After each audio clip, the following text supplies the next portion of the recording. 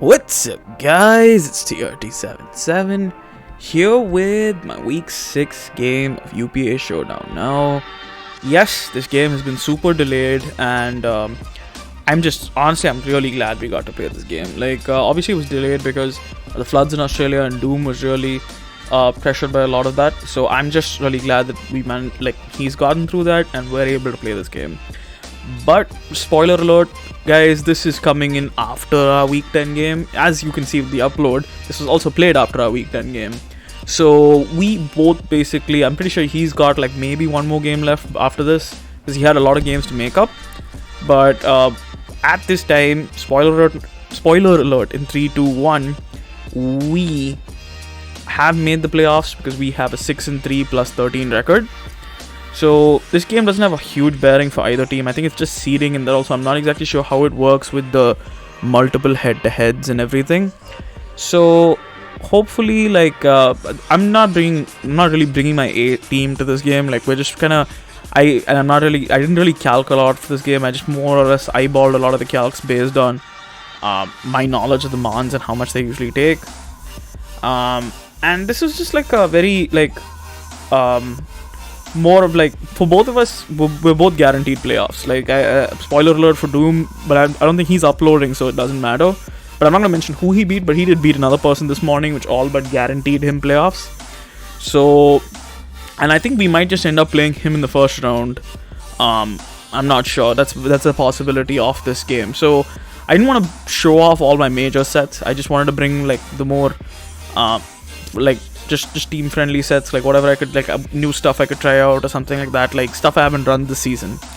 So as you can see, like there's a few sets that just may look a little bit weird to you at first glance. Just note that this is not really the main team when I'm gonna be playing him like seriously, because this game really doesn't have much of a bearing for either of us. So as you can see, guys, I have got Reckless HJK Nianxiao, which I have not run this season. I just really want to run it, I'll be honest. Like, it doesn't really add a lot. Like, close combat, it's got like 15 more power with stab than close combat does. So like, close combat with stab is 180, high jump kick is 195, but Reckless gives you that extra 1.2 boost, which makes it hit really hard. So I just wanted to try out Reckless high jump kick because you notice he doesn't really have that much of a fighting resist. His fighting immunity is Frost Blast, which kind of gets murked by my entire team and kind of gets murked by knockoff. Moving on, we've got Gliscor. This is just a very standard Gliscor. The EV spread looks complicated. It's really not. This EV spread was just like, I threw on some speed. I just decided, you know what, I'll make it max HP. I'll put on enough defense to make it to get to, I think 350 it was when you put it to Impish. And I just spread out the rest between attack and speed F. Earthquake, Toxic, Roost, Knockoff. Toxic is just there for Manaphy, because I cannot let Manaphy just set up on my face. Bulky Manaphy is a pain for my team to break. Like, absolute pain for my team to break. So, cannot let that happen. I've also got Toxic on Tony Romo, Rotom-Mo, although that is more for Conk and for Ordno, for Goodra. I'm not super expecting Goodra against this team, but you know, it could come. Volt Switch, Leaf Storm, Thunderbolt. Leaf Storm, again, best Rotom-Mo's, Tony Romo's best stab move. Just hits most of his team, just generally. It's quite different. We've got Bold Nature and 248 HP. I just honestly stuck enough speed for, I'm not actually sure what that speed is for. It might be max speed Incin, possibly. But the rest is just in special attack. Next up, we have a Choice Band Victini. This was just the most mindless set I could throw on here, because, again, this is also a set I don't think we've run this season. Choice Band V-Create is quite good against this team if we have a spike up, like V-Create and Zen Headbutt really go in. Pole Strike is there just as insurance if we have to knock out Manaphy. Although I'm very reluctant to click Bolt Strike against this team with the Zeraora, because I want to chip down Zeraora. Lastly, we have Dead Dino, Carkol making its debut. I thought, what better game than to like just let Carkol have a run out. It's like when you have that 15th man on your NBA roster and you're just like, you know what, hey man, here's some garbage time. Go out there, score 3 buckets, we'll sell your jerseys. So Carkol's here with actually quite a decent set, honestly. Like, Spikes, Willow, Explosion, Body Press.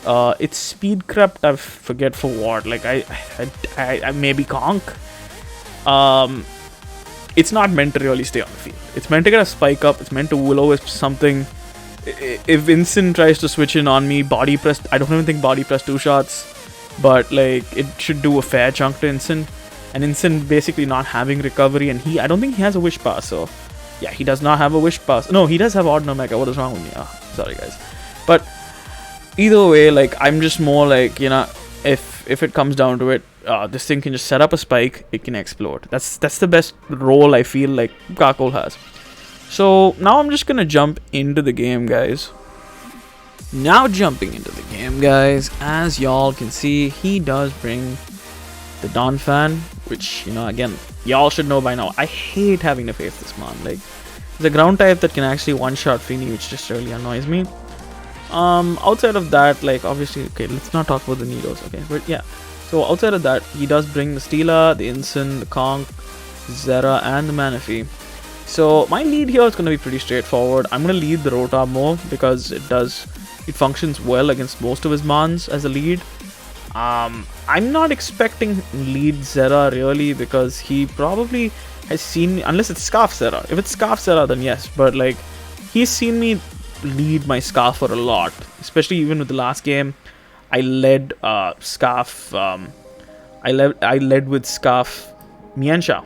So here, what I'm gonna do is I'm gonna lead with Rotom more and make him think maybe I'm choice locked, but he does need the Conk here. So I just want to honestly get off the Toxic. So if it comes down to it, like if he's gonna get burnt with Guts anyway, might as well just like make him take a little extra chip. He does click the knockoff, and it really doesn't do much. Like if it was Guts boosted, that would have done like 55 to 65. So I know for a fact he's probably an AV Iron Fist set. That's basically the other set I'm pretty sure Conk runs, and that's pretty okay for us. Here I'm gonna make the double into Feeny here. I don't know why I didn't click for the Volt Switch. I guess I was just trying to not let the Zera Aura come in for free, but in hindsight that would have been the better play. But either way, we go into Feeny here as he does reveal the Ice Punch, and he is indeed Iron Fist. Here I'm just going to click Moonblast. Poison Jab from Non-Guts is really not doing enough to really give me a headache. And he's not brought the team that I really needed to check a lot with Feeny. So we do manage to take out Conkeldurr with Feeny early, which is good for us. I mean, he did get a lot of chip off on us, but I think in this exchange overall, Conk was one of those mons that I didn't want alive at the end of the game, or just clicking knockoff through the game. So I'd rather just take this exchange. He goes into Zera here, and honestly for me it's one of two plays. One, he doesn't overpredict. He clicks Plasma Fist, he takes us out. But then we get the free switch in into Mienshao, and I click Reckless High Jump Kick, and something is getting blown back. Something is getting two-shot. Two, he stays in and he clicks Knockoff, expecting Gliscor, trying to get that Toxic Orb, which is a greedy play, but like I can understand it. But if he does make that play, we're gonna get a huge chunk off with Moonblast. So I decided, you know what, I'm just gonna stay in. What do I have to lose? My Feeny's already chipped down anyway. And he does click the knockoff, and we're gonna get a nice chunk off on Zera with the Moonblast. He does click the Plasma Fist this time. Unfortunately, our Misty Terrain's up, so we can't Flame Body him. But Carkol here is gonna get a spike up, which is brilliant for us. And we're gonna burn Dawn Fan here. We're gonna land the Will-O-Wisp. I wanted a Will-O-Wisp there because even if he Rapid Spin into Earthquake when he was burnt, he didn't kill us, and we could have just kept the spike up for sure. And he does Earthquake, and it does nothing here. And here I just decided, you know what, Carkol, you've done your job, my friend. It's time to click Explosion and deny the Rapid Spin. So Carkol goes down here, but not before it's done its job. If you felt clickbaited by the title, I don't know what to tell you. Guys, it was a Carkol, okay? It got its spike up, it burned something, it died. It exploded. Like that's what it does. That it's done more than its job already, though, to be honest, because looking at this, I don't know if this is Boots Zera. I don't know if it's Boots Incin, but like it is definitely, if these mons are not heavy duty boots, the spike is gonna wear the hell out of this team and put everything in range for Bandit Victini. So here I get the free switch in into Tapu Fini. And he goes into Manaphy, and he takes both the Surf chip and the Spike chip. Brilliant, absolutely brilliant for us. We don't see the leftovers, so he might be a setup set. But I'm again just gonna stay in predicting whether if he's gonna try setting up on me. We do have the play rough also on this Feeny, which does a decent amount of damage. So, but here he's not gonna over predict. He's gonna take out Feeny with the energy ball. And we're down 5-4, but I'm actually quite happy with our position because we have chip on Zera, we have a burnt Dawn Fan, we have chip on Manaphy, and we have a Spike up. Rotom is out here. I'm just gonna click the Leaf Storm this time, no predictions, and we take out Dawn Fan. So he can't get rid of the Spike now, and Zera is not Boots. So now we have Spike up, and it's here to stay. And if he's not Boots Instant, this is going to be great for us because we're going to get both the chip on Zera and Manaphy. Here, I'm going to double into Gliscor as he does predict this and go for the knock. I didn't want to take a Blaze Kick for no reason to the face. So, at this point, honestly, if we lost a Toxic Orb, it didn't really matter because Zera is so badly chipped down and he didn't bring his Wish Passer. So, it's unless he gets a Volt Absorb move from me, we're not really losing a lot here. So, he does click knock. Here, I'm going to click knock so we can knock either Manaphy or Steela's item. And we get rid of Steela's Oka Berry, which is huge because it looks like that's clearly a draw set for Victini. But here, I'm going to double into Tony Romo as he does click the Leech Seed. And I'm going to double into Victini here, expecting him to go into Zera. But he goes into Incin, and it's not Boots. So that's brilliant for us. Absolutely brilliant for us. I'm just going to U-turn on Incin, go straight back into Gliscor. He clicks the Parting Shot, which is well and good. He's going to go into Manaphy here. He's down to 60. I'm going to click the Toxic here because I don't give a crap if I lose Gliscor at this point. I can offensively check Zera. I'll be fine.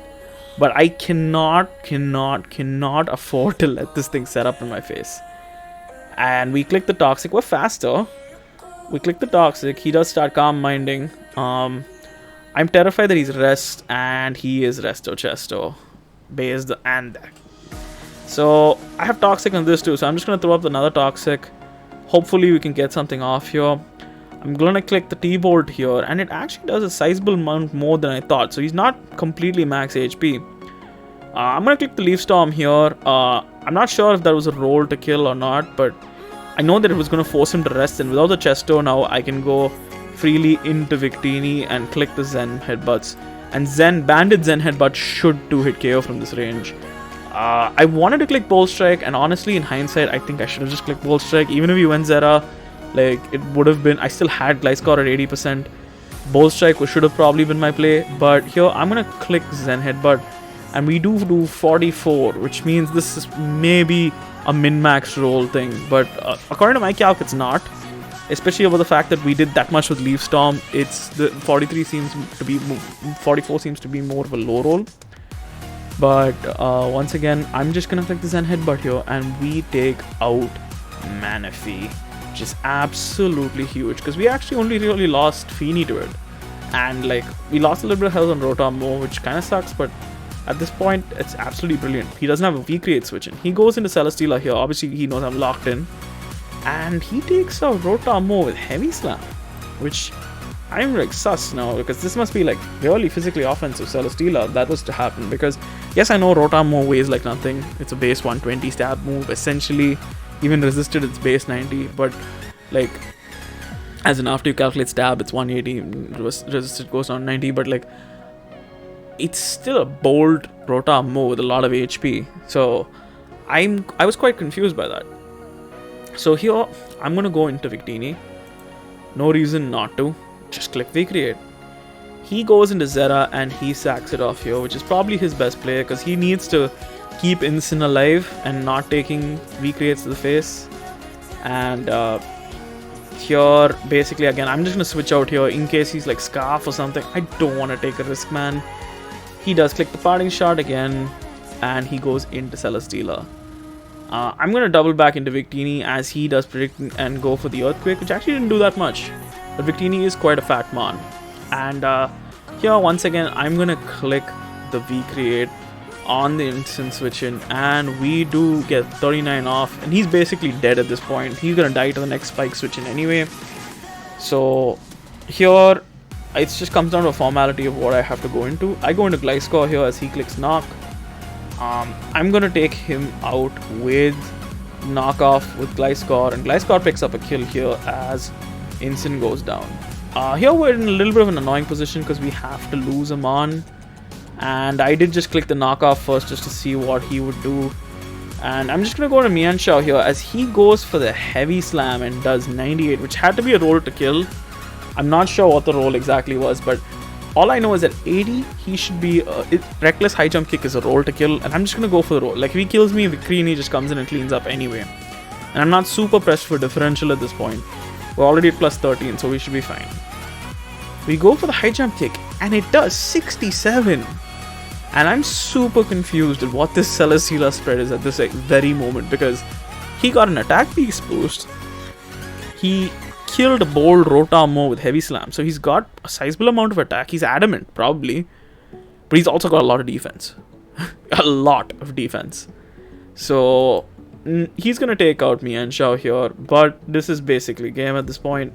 We go into Victini, we click the V create, and that is the 2-0 victory for the Chennai Chandelures over the Parramatta Eelektross.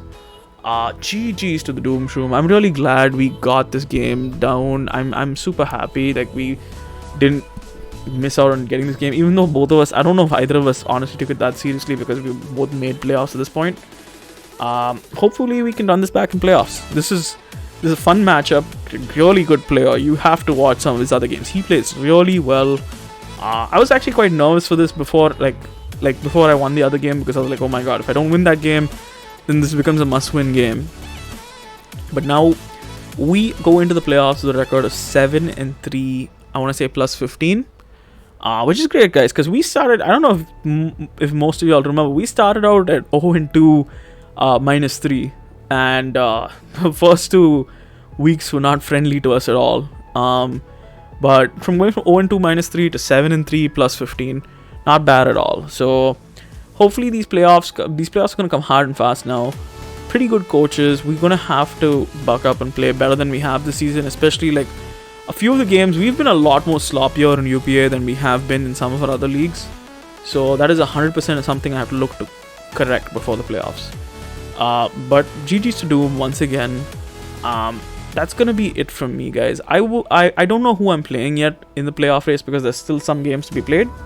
But as soon as they're played, we will know, and that'll be our next upload. Will be our first round playoff game. So that's gonna be it from me, guys. This is TRT77, and this is me signing off.